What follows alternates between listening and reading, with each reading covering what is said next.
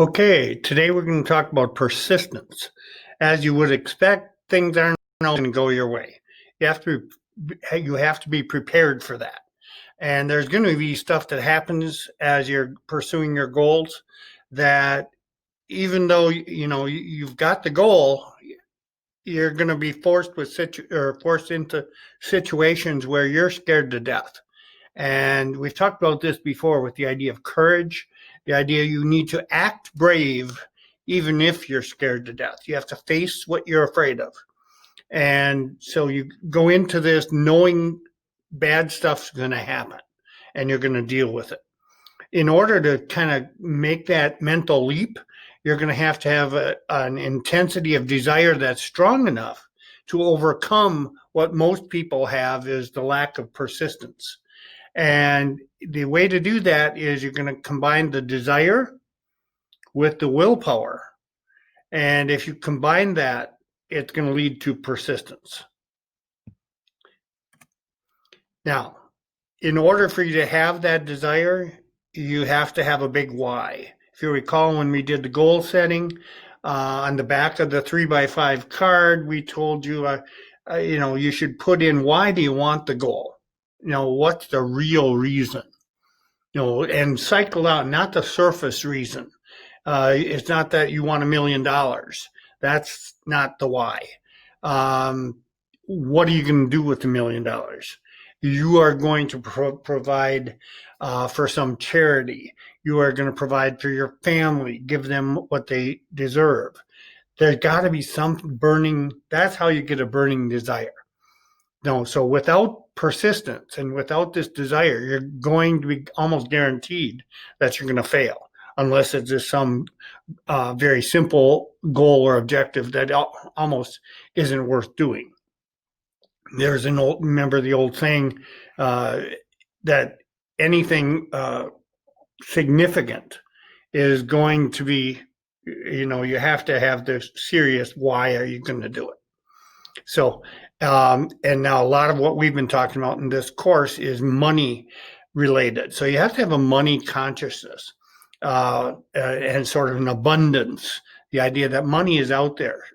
Rather, think about what you want rather than poverty consciousness, which is what most people do, where they are focused on what they don't have. Then it's almost, again, different between being positive versus negative.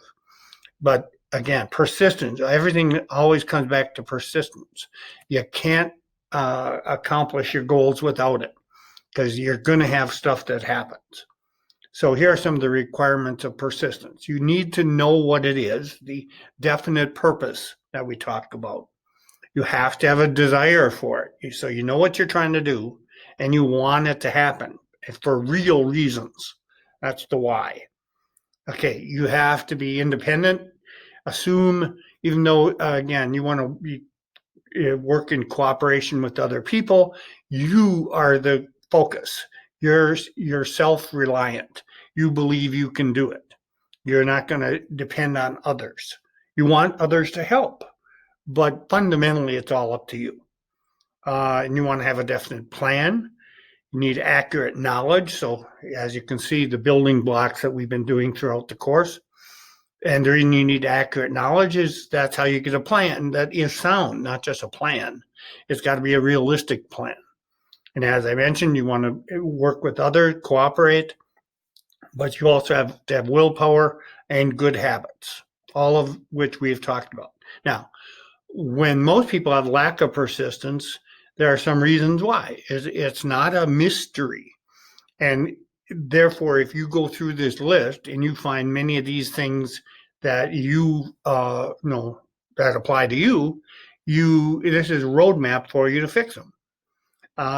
Reasons for lack of persistence. A lot of people have no goals, so they don't have that purpose. They don't have a why. Well, obviously, you're not going to persist. If you try something and you have no goal, you're not trying to accomplish anything, and it doesn't work right away, you quit. Why not? People procrastinate. Well, they're afraid of failure, so they don't want to start. And they put it off because then they're not facing reality. people are lazy. They don't do a continuing education. They're not trying to get better. They're willing to let others lead, let others make decisions.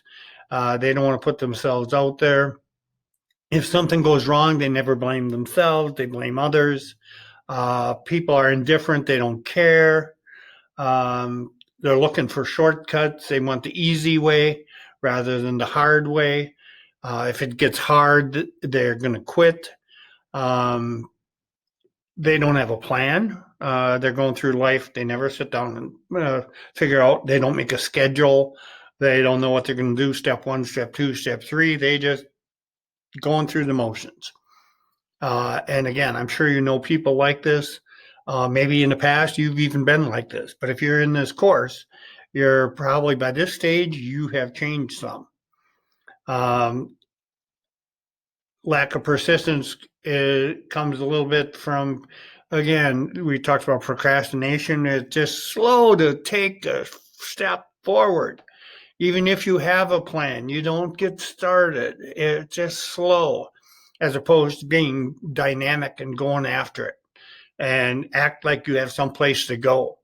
I've always thought it was interesting. You can watch how fast people walk. And I can almost tell whether you're going to be successful by how fast you walk. If you, at a university, I get to see lots of people walking through the hallways on their way to classes and stuff. Man, the difference is just so dramatic. Some people are just aimlessly walking like they don't have any place they have to be. They're just cruising, not caring the world, versus others who walk like they have someplace to go. And I'll tell you right now, the ones who are going to make it are moving. They're moving. There's something about movement, action. An author, Brian Tracy, had what I consider one of the best tips on productivity I've ever heard. And it's so simple. It's just, you want to get a lot more done? Walk 25% faster today and tomorrow. Or consciously try to up your pace. And if you will do that, you'll be amazed how much more you'll get done. It really does work. People with lack of persistence wish stuff would happen versus determining that it will happen. They hope something works, but they're not sitting there, I'm going to make it happen. And then they are sort of happy with, well, okay, I make $50,000 a year. I'm happy with that. And they don't want to ever say that they want to make $200,000 a year because, again, that's scary.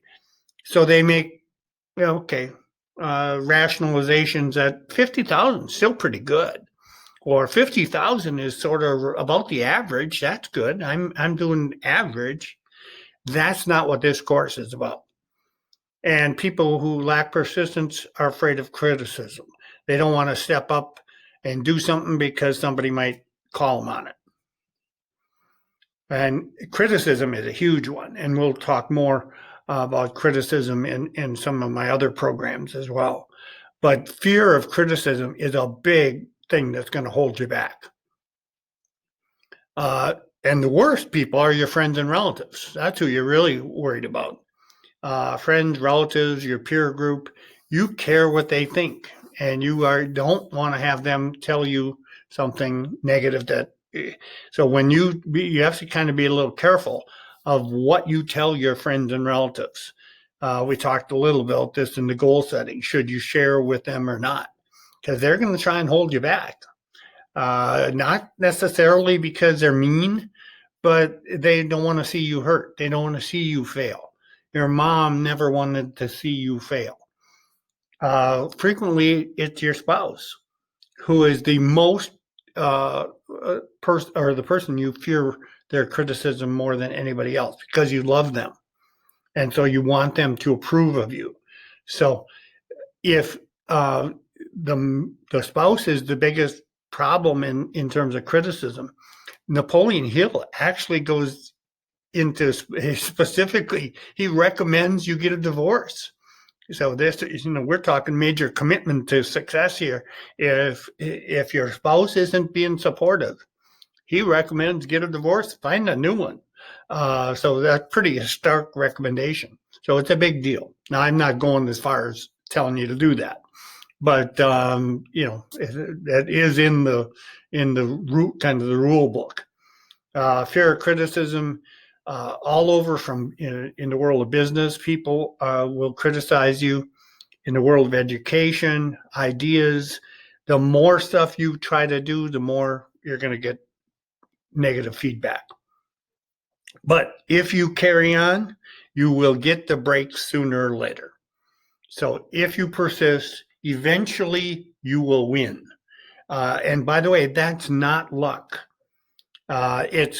You're lucky only because you stayed in the game. If you do what most people, that's why most people never get lucky. They don't stay in it long enough to ever hit that level. And persistence is a habit. Again, so to get the habit, you have to have, again, this is a little repetition here, definite purpose with a burning desire, have a plan, refuse to listen to negativity by anyone, even to the extent of getting a divorce, as Hill mentions. And ideally, you want to ally with a mastermind group, ally with other like-minded individuals who are supportive rather than negative. And we kind of close this section out with the big takeaway. Very famous, well, probably one of the most famous quotes by Napoleon Hill is, every failure brings with it the seed of an equivalent advantage. Again, that what we're saying there is, again, there's no reason to fear failure, because when failure happens, the opposite, there's an opportunity there that failure leads to inevitably. It's like a law of nature if you understand it and don't get discouraged. Then here we go again with the PDCA. If you don't assume immediate success, persistence is easy. And that's what that PDCA, we never said plan, do, accomplish. No, this is plan, do it, check how you're doing, and you're going to assume it's not going to go the way you planned, but you're prepared for that. So you, instead of quitting, you're going to basically stop and you're going to say, how can I fix this? How can I make it work? You're going to adjust and keep doing that process. That's what rinse and repeat. Keep doing it until eventually you're going to get it.